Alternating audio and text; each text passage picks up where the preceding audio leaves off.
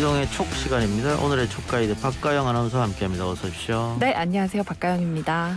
오늘 비가 많이 와서 예. 제가 이 같은 건물에 제 사무실이 따로 있는데 거기에 다른 방송이 지금 녹화 중이거든요. 아, 네. 아무도 제 시간에 오질 않았습니다. 예, 비가 와서 차가 굉장히 막히는 관계로 아무도 제 시간에 오지 못했는데 박가영 아나운서 잘 오셨네요. 제가 올 때는 길이 안 막혔는데 과연 비가 와서 길이 막히는 것인가 좀 생각을 하게 되네요. 그 프로 출연자가 5명인데 예. 5명 다 동시에 거짓말 치지 않았을 것 같은데 네. 어쨌든 비가 갑자기 또 많이 오니까 차량이 또 막히는 것도 사실이죠. 아, 그렇죠. 퇴근길에 지금 딱 퇴근 시간인데 비 피해 조심하시고 운전 우리 청취자 여러분들 조심하시기 바랍니다. 오늘 어떤 이야기부터 나눠볼까요? 네. 언론중재법 개정안 처리 다음 달 27일로 미뤄진 얘기부터 해봐야 될 것 같습니다. 협의체를 구성을 해서 논의를 하고 그 뒤에 본회의에 상정을 하겠다는 거거든요.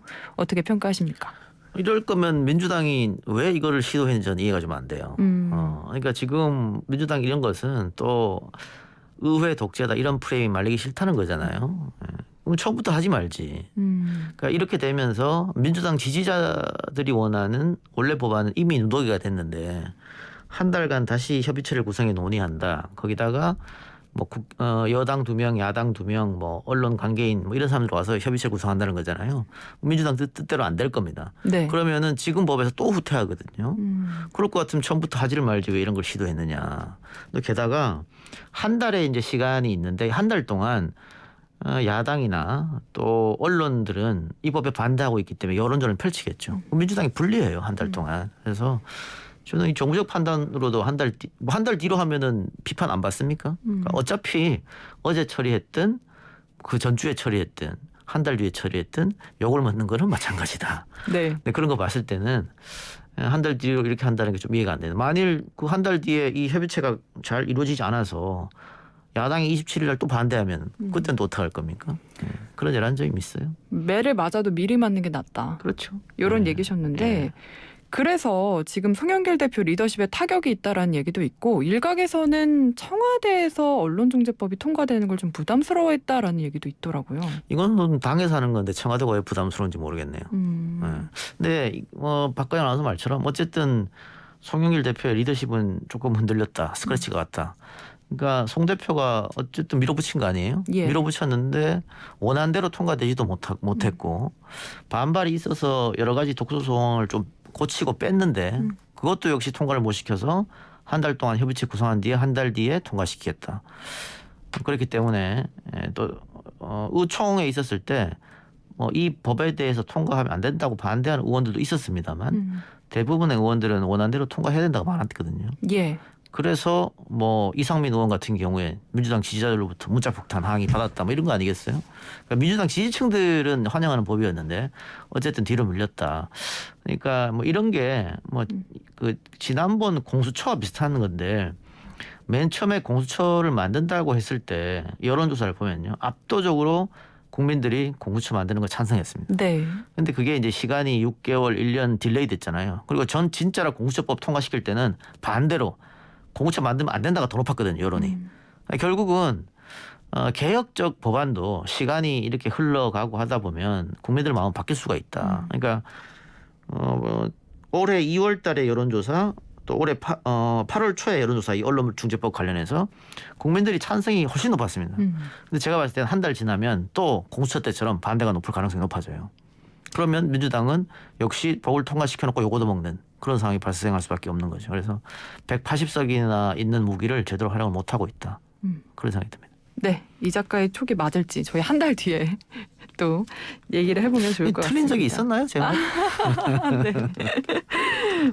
다음으로는 어젯밤에 있었던 일입니다. 이준석 대표가 송영길 대표와 함께 언론중재법 이 관련 논의를 TV 토론회를 하기로 했었는데 이걸 30분 전에 최종적으로 취소를 했거든요.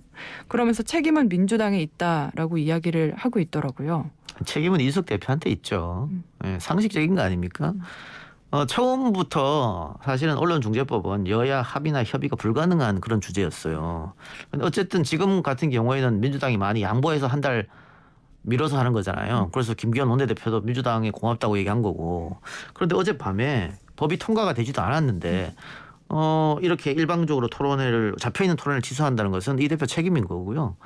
이거는 두 사람만의 약속이 아니고 이거 주최하기로 했던 MBC 네. 또 관계자들 또 당 대표 양당 대표가 이 문제를 가지고 토론회를 하는구나라고 기다렸던 국민들에 대한 어떻게 보면 모독일 수도 있는 거죠. 이것을 민주당 책임이라고 하면 안 돼요. 처음부터 그럼 약속을 하지 말든가. 이건 이 대표의 책임이다. 예. 그리고 이렇게 일방적으로 박가영 아나운서도 방송인입니다만은 방송 하나 준비하려면 굉장히 오랜 시간 스텝이 노력하는 거잖아요. 그럼요. 섭외부터 작가들, PD들. 근데 이렇게 30분 전 일방적으로 취소하면 이 방송은 어떻게 되는 겁니까? 그러면 굉장히 무책임한 태도였다. 그렇게 보여져요. 아마 부글부글 끓고 있지 않을까 관계자분들은. 그렇겠지요. 네. 그렇습니다. 그런데 지금 이 대표가 언론중재법만 반대를 하는 게 아니거든요. 수술실 CCTV 법안도 관련해서 이게 적극적인 의료행위를 방해한다라는 취지로 반대를 하고 있는데 얘기를 해보고 싶은 게 이게 당 의원들도 합의를 해서 이미 상임위를 통과한 법안이거든요. 예. 근데 당대표가 반대를 하고 있어요. 언론중재법의 관계에서는 야당이 반대하는 건 명분이 있어요. 게다가 언론을 등에 업었잖아요. 그렇기 때문에 명분도 있고 논리도 있고 토론도 해볼 만한 겁니다. 근데 CCTV 관련해서는 과연 반대할 명분이 있느냐. 그러니까 이준석 대표가 지금까지 얘기했던 명분은 의사 집단에서 이야기하는 거하고 한치도 다르지 똑같죠. 않거든요. 똑같은 게 명분을 내서 반대했단 말이에요. 그러면 결국은 이 사회의 기득권 집단을 옹호하는 거 아니냐. 게다가 또 공교롭게도 이 대표 동생이 의사란 말이에요. 예. 결국은 거기에 영향을 받는 거 아니냐. 이런 식으로 번져갈 수밖에 없고 처음에 국민의힘에서 반대하다가 결국은 합의하에 통과시켰다고 하는 것은 CCTV 설치에 대한 여론은 압도적이거든요. 국민들은 다 설치하라고 하잖아요. 근데 이 상황에서 이 대표가 틀었다고 하면 글쎄요. 이거는 국민의힘 자체 지지도도 조금 아마 영향을 미치지 않을까. 그리고 계속적으로 반대를 하기를 좀 어렵지 않나. 이 사안에 대해서는 그런 생각이 듭니다. 네, 수술실 CCTV를 어린이집 CCTV와 비교하는 의견들도 있더라고요. 그만큼 찬성 의견이 많다라는 생각이 들고. 네. 네. 또 연달아서 인터뷰를 했던 내용 중에 나온 건데 이게 엄밀히 말하면 윤석열 전 총장과의 신경전이라기보단 주변 참모들에 대한 비판이 아닐까 싶었는데 사실상 내년 지방선거를 거론하면서 그때 가서 보자. 이거 약간 협박 아닙니까? 아니 리더십 발휘하려면 이 정도에 할 수도 있죠. 예. 다만 윤캠프에 가 있는 사람들은 부글부글 끓을 수도 있겠습니다만 지금 이 대표가 지난주에 사과를 했잖아요. 네. 후보들과 이렇게 트러블이 있고 마찰이 있는 거에 대해서. 근데 한 일주일 이렇게 정중동하면서 보니까 자신이 조용한다고 해서 지지율이 오른 것도 아니고 후보들 지지율이 네. 오른 것도 아니고 그 얘기도 했죠. 오히려 스포트라이트를 여당에 뺏기는 것 같은 느낌도 들고 결국은 내가 나서야지만 역동성 있는 경선이 되는 거 아니냐 이런 판단을 한 것 같아요. 게다가 후보들 또 중진 의원들이 이 대표를 흔든 건 사실이니까 예. 거기에 대한 어떤 속상함 이런 것도 있었겠죠. 또 주위에서 이 정도 되면 가만히 있으면 되겠습니까? 이런 또 이야기하는 사람들 분명히 있어요. 그런저런 이야기 듣다 보니까 이렇게 계속 내가 두드려 맞고 흔들리는 대로 흔들림을 당하면 대표의 리더십은 끝없이 흔들릴 가능성이 높다. 그리고 경선 국면에 가서 대표는 아예 안 보일 가능성도 있겠다. 예. 이런 판단을 하지 않았을까요? 그런 의미에서 이런 좀 강한 워딩이 나왔지 싶습니다. 그러면은 이 작가님은 판단을 잘 한 거라고 보세요? 아니 저는 이 대표가 사과하는 것 자체가 조금 의아했거든요. 그게 사안을 한쪽이 일방적으로 사과할 사안인가? 이런 생각도 들었고 또 이 대표한테 기대했던 국민의힘 지지층 또 국민들이 있습니다. 근데 그거는 흔들리는데도 흔들리려고 하는 그런 기대는 아니었단 말이에요. 그렇게 봤을 때는 나름 이 대표가 자기가 생각한 의지를 가지고 이렇게 하는 것은 나쁘지 않다고 보여요. 네, 알겠습니다. 그리고 이제 윤희숙 의원 사퇴안을 놓고 여야가 참 속내가 복잡하다라는 생각이 드는데 국민의힘은 한석이 지금 아쉬운 마당이잖아요. 개헌 저지선도 흔들릴 수도 있고 자칫하면. 그런데 이준석 대표는 윤희숙 의원 사퇴안 처리해주자라고 이야기를 했습니다. 이게 또 셈법이 있을 것 같아요. 아니 지역구가 어려운 지역구도 아니잖아요. 강남이니까 다음번에도 아마 국민의힘이 어렵지 않게 될 거고 그리고 개헌 저지선 얘기하는데 백석이 개헌 저지선인데 네. 무소속으로 나간 분들도 많잖아요. 그분들이 뭐 개헌 예를 들어서 개헌 있을 때 민주당 편을 들겠습니까? 그래서 뭐 개헌 저지선 이야기하는 것은 어불성설이고요. 예. 윤희숙 의원이 일단은 원하는 대로 해준다. 그러면 어떤 일이 벌어지느냐? 윤 의원은 그동안 이재명 저격수, 여당 저격수 역할을 속속히 했습니다. 네. 근데 만일 국회의원을 이렇게 자기가 원하는 대로 문제없이 간둔다 하면 앞으로 정치 현안에 대해서 아무 말 하지 않을까요? 앞으로도 정치 현안에 대해서 계속 이야기할 것이고 우리 언론은 굉장히 비중 있게 써줄 겁니다. 그런데 윤희숙 의원이 뭐 국민의힘을 비판하겠어요? 그렇지 않을 거 아니에요. 지금 민주당 경선은 별 이변이 없으면 이재명 후보가 1등할 가능성이 높잖아요. 앞으로 계속 윤희숙 의원이 이재명 저격수 역할을 했을 때 국민의힘은 우리 당 사람도 아니고 밖에 있는 사람 이렇게 해주면 훨씬 이득이 되는 거죠. 네. 그런 거 봤을 때는 그만두고 나가도 나쁘지 않아요. 그런 포석까지 아마 생각하고 있지 않을까 그런 생각이 드네요. 근데 국민의힘에서는 지금 민주당이 찔려서 이렇게 탈당하라고 하는 거지 사퇴를 안 덮어주는 거 아니냐 이렇게 식으로 얘기를 또 하던데요. 이런 부분은 고려가 됐다고 보시나요? 글쎄요. 뭐 이제 선택은 민주당 쪽으로 이제 넘어간 건데 민주당도 구태여 그만둔다는 사람을 그래 나가십시오. 하고 싶지는 않을 거예요. 그러니까 지금 국회의원 상태에서 조사 수사 받으라 뭐 이런 건데 이게 옛날 일이기 때문에 지금 이게 농사 지으려고 한 게 아니고 투기였다고 하는 것을 국민들도 모두 공감하는 것 같아요. 네. 근데 이제 본인 문제가 아니고 아버지 문제잖아요. 근데 문제는 어디로 옮겨가느냐. 윤희숙 의원이 알았느냐. 아버지의 투기를. 혹은 더 나아가서 자기가 알고 있는 정보를 아버지한테 제공했느냐. 조금 더 나아가서 자신의 돈이 이 땅 사는데 들어갔느냐. 뭐 이런 문제인데 옛날 일이기 때문에 그거를 파악하기가 쉽지 않아요. 뭐 돈이 들어갔으면 그거는 사실은 알 수 있겠습니다만 쉽게 알 수 있겠습니다만은 누가 그렇게 하겠습니까? 바보처럼 그렇게 안 했을 거라고 보고요. 예. 그러면 정보를 미리 줬느냐 이건데 이거는 사실 수사해서 나오기가 쉽지 않아요. 그렇기 때문에 설사 줬다고 하더라도 윤희숙 의원이 강하게 날 조사해달라 이렇게 하는 거거든요. 그러면서 조사했을 때 무혐의로 나오면 이재명이 책임져라. 근데 그게 연관성이 없잖아요. 네. 자기가 조사해서 무혐의 나왔는데 이재명이 왜 그걸 책임져야 됩니까? 그런데 이제 그렇게 강하게 던지는 거거든요. 그리고 국민의힘도 그걸 앞으로 이용할 생각이 있기 때문에 이 문제가 앞으로 12월까지는 아마 이렇게 계속 사퇴해달라 안 된다 뭐 이렇게 네. 12월까지는 끌지 않을까 싶습니다. 와 그렇게 길게요. 민주당이 안 해준 방법이 없으니까. 네. 알겠습니다. 마지막 주제로 넘어가 보겠습니다. 오늘부터 민주당 대선 경선 1차 선거인단 투표가 시작이 됐습니다. 대의원 권리당원 투표 결과는 이번 주에 나오고요. 1차 국민 선거인단 투표 결과는 다음 달 12일에 공개가 되는데 일단은 이 충청 지역의 대의원 권리당원 투표가 좀 중요할 것 같다라는 생각이 들어요. 근데 충청 지역 대의원 권리당원보다는 예. 슈퍼위크 12일이 사실 중요하죠. 예. 12일에 어떤 결과가 나오냐에 따라서 사실상 민주당 경선은 결정이 난다. 어떻게 예상하세요? 관전 포인트는 예. 이재명 지사가 50% 넘을 거냐 안 넘을 거냐 이 부분 아닙니까? 일단 예. 충청 지역 경선인단 이제 일반 국민들은 안 들어온 거잖아요. 일반 네. 국민들은 이제 12일 날 오픈하는 거니까.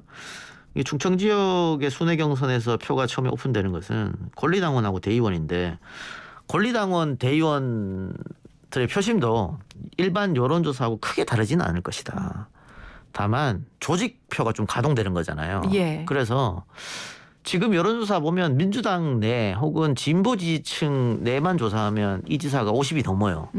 근데 이 충청 지역 권리당원 했을 때 50 넘을 수 있을까? 전 좀 어렵다고 봅니다. 이건 조직표가 가동하기 때문에. 그래서 순위는 이재명, 이낙연 순으로 오겠습니다만 그 표 차이는 지금 여론조사보다 그렇게 크게 나거나 그러진 않을 것이다. 다만 3등이 누굴 것이냐. 네. 지금 여론조사 보면은 뭐 추미애 후보가 3등 하기도 하고 뭐 박용진이 하기도 하고 하잖아요. 근데 여기서는 정세균 후보가 3위할 가능성이 높아요. 충청 지역에서는 그만큼 조직력이 있다는 얘기예요. 네. 네. 그리고 이게 일반 국민이 안 들어온 거기 때문에 12일 날 투표를 하면 어떻게 될지 모르겠습니다만은. 네. 그래서 아마 충청 지역 표가 권리당원 표가 오픈됐을 되고 나서 야, 대사가 결정됐다 이렇게 말하기는 어려울 건데 12일 날 어떤 결과가 나느냐. 12일 날 만일 이재명 후보가 40% 후반 정도, 50% 가까이 안 봐도 돼요. 40% 후반 정도만 나도 이 대세론으로 아마 이재명으로 확 쏠릴 가능성이 높죠. 그러면 결선 투표가 없을 가능성. 일단 이낙연 후보는 결선 투표를 가는 게 목표 아니겠어요? 네. 그렇게 봤을 때는 이재명 캠프에서는 40% 후반대를 목표로 12일 슈퍼위크를 준비하고 있지 않느냐. 뭐 50% 넘어가면 볼 것도 없고요. 예. 이게 대선 그냥 이게 대세론으로 휩쓸리면서 또 다른 후보들이 예를 들어서 뭐 1% 2%밖에 안 나왔다. 그러면 사퇴할 가능성도 있거든요. 뭐 그런 것 다 고려했을 때는 40% 후반 50% 하면은 결선은 없다. 그런 생각이 드네요. 12일 날 이제 슈퍼위크가 굉장히 관심거리입니다. 네. 지금 여러 경우의 수를 얘기해 주셨는데 어쨌든 순위는 이재명, 이낙연 순일 것이다 라고 얘기를 해주셨고 보면은 확실히 이낙연 전 대표가 올라오는 듯 하다가 멈춰서서 계속 답답한 모습이거든요. 왜 그렇게 된다고 보십니까? 네거티브가 좀 효과가 없었다라는 생각이 들어요. 박가영 씨도 그렇게 진단을 하는데 네. 이낙연 캠프는 그렇게 진단하지 않고 있거든요. 그 이낙연 캠프에서 지지율이 정체 혹은 떨어진 것을 진단한 거 보니까 지금 코로나 방역이 좋지 못하다. 확진자가 계속 쏟아지니까. 근데 이낙연 후보는 문재인 정부랑 함께 가기 때문에 문재인 대통령의 지지율이 떨어지거나 이렇게 코로나 방역을 잘못하게 되면 이낙연 후보도 같이 떨어진다. 첫 번째 이유를 그걸 들었어요. 네. 두 번째는 이낙연 후보가 선명성 경쟁을 하고 선명성을 강조하다 보니까 지지율이 떨어졌다. 이렇게 분석했거든요. 네. 네거티브는 없어요. 근데 모든 정치 평론가하고 또 여론 전문가 또 박광 씨 같은 분들도 네거티브를 너무 심하게 해서 떨어진다고 얘기하는데 예. 캠프는 그걸 안 받아들이고 있거든요. 그걸 안 받아들이니까 어떤 일이 벌어지냐. 네거티브는 멈출 수가 없는 거예요. 어제 계속 네거티브 하잖아요. 네. 근데 그렇게 했으면 올라야 그게 만약에 맞다면 올라야 정상인데 안 오르지 않습니까? 그런데도 불구하고 계속해서 네거티브 한다. 재산을 깎아먹기예요. 이거는. 네. 더 중요한 것은 이낙연 후보의 비호감이 많이 올라왔어요. 지금 뭐 최근 비호감 여론조사에서 했을 경우에 이재명보다 이낙연 후보 비호감이 더 높았거든요. 근데 이낙연 후보는 비호감이 이재명보다 더 높으면 안 돼요, 사실은. 이재명이 훨씬 이낙연보다 비호감이 높은 게 정상인데 지금 뒤집어졌잖아요. 정상인데. 예. 정상이죠. 예. 그런데 이낙연이 비호감이 더 높아졌다는 건 이건 비정상적인 일인데 그런 일이 벌어졌으면 캠프는 왜 그런 일이 벌어졌는지를 분석해야 되는데 그걸 제대로 분석을 못하니까 이런 일이 자꾸 벌어집니다. 그러면 나중에 경선이 끝났다 그랬을 때 그 비호감은 어디로 가느냐. 이낙연 후보가 다 가져가지 않아요. 그 캠프에 있는 사람들이 나눠가집니다. 네. 그럴 경우에 민주당 지지층들이 앞으로 이낙연 캠프에 있었던 그 많은 사람들 어떻게 생각할까. 그거 생각을 해야 돼요. 선거 이번만 합니까? 앞으로 많이 남았는데 좀 안타까워요. 제가 좀 캠프 가서 코치를 좀 해주고 싶은 생각이 들 정도로 안타깝습니다. 네, 알겠습니다. 국민의힘도 지금 경선 이제 시작하다 보니까 상황이 참 재밌고 시끄럽게 돌아가는 것 같은데 정홍원 선관위원장 사퇴 요구까지 나오는 게 지금 역선택 방지 조항이거든요. 예. 이게 도대체 얼마나 문제가 되는 겁니까? 이것도 마찬가지입니다. 정치평론가 또 여론조사 전문가 역선택은 없다고 얘기하거든요. 근데 끝까지 역선택 방지 조항을 넣자고 하는 것은 판을 흔들겠다는 생각 그 이상은 아니에요. 그러니까 지금 뒤지고 있는 최재형 후보가 제일 강하게 얘기하죠. 네. 최재형 후보가 지금 마찬가지입니다. 이낙연 후보처럼 지지율이 좀처럼 오르잖아요. 떨어져서 정체예요. 그러니까 어떻게든 판을 한번 흔들어 보겠다는 생각으로 역선택을 갖고 왔는데 역선택이라는 것은 대한민국 선거법에 존재하지 않고요. 일단은 그렇습니다. 그리고 정홍원 선관위원장이 저는 역선택 방지 조항을 넣는 거 결국 못할 거라고 봅니다. 그러니까 기존에 경준위에서 준비한 게 역선택 방지 조항 없었잖아요. 근데 새로 선관위를 꾸리면서 다른 후보가 다 반대하고 지금 12명, 13명 후보 중에 2명만 찬성하고 나머지는 다 반대하고 있거든요. 근데 이것을 굳이 시끄럽게 할 필요가 있느냐. 하게 되면 지금 하지도 않은 상태에서 정홍원을 사퇴하라는 요구가 다른 캠프에서 나오는데 네. 만일 이걸 받아들였다? 그때는 걷잡을 수 없을 정도로 번질 거거든요. 그래서 선거관리위원회에서 역선택 방지 조항을 넣는 것을 저는 받아들이지 못할 것이다. 불가능한 일이라고 좀 보여집니다. 정홍원 위원장이 그전에는 약간 무난하고 잘 넘어가는 이미지가 많았는데 네. 이번에는 초반에 참 시끄럽다라는 생각을 해봤고요. 근데 지금 보면은 다음 달 15일 1차 경선에서 8명 뽑고 2차에서 4명 뽑고. 근데 8명 선출이 과연 흥행이 될까? 또 100% 여론조사를 하니까 지금 나온 여론조사 그대로 결과가 나오지 않을까? 재밌을까 하는 생각도 들어요. 근데 이게 어떻게 보면 편의성으로 여론조사 하는 거잖아요. 근데 여론조사로 대통령 후보를 뽑는 건 사실 말이 안 돼요. 그럴 거면 뭐 대통령 선거도 여론조사로 뽑죠. 말이 안 되는데 뭐 여러 가지 이유로 국민의힘이 이걸 선택했습니다만 8명 뽑아서 하는 경선은 아마 흥행이 좀 불가능할 거예요. 네. 그리고 뭐 민주당 경선도 우리가 지켜봤습니다만 8명, 9명 했잖아요. 그 한 사람이 뭐 5분, 10분 얘기하면은 끝이에요. 그냥. 예. 예. 재미가 하나도 없었어요. 그러니까 1등인 이재명 공격하고 끝이 나버린 김 빠진 토론회가 됐는데 국민의힘도 아마 그럴 겁니다. 그래서 제대로 된 흥행은 2차 컷오프, 그러니까 4명 뽑을 때 그때부터 이루어지지 않을까. 저는 4명이 좀 적당하다고 봐요. 지금 민주당 경선 최종 6명 올라갔는데 그것도 많아요. 그러니까 너무 많다 보니까 TV 토론회에서 제대로 자신의 정책이라든가 또 재반박이라든가 이런 게 이루어질 수 없기 때문에 국민들이 어떤 정책적인 것을 보면서 선택하기에는 좀 무리가 있는 4명 정도 적당한 것 같다. 그런 생각됩니다. 오늘 이동경 축은 여기서 마무리하고요. 우리 박가영 아나운서 다음 주에 만나 뵙기로 약속하겠습니다. 수고하셨습니다. 네, 감사합니다.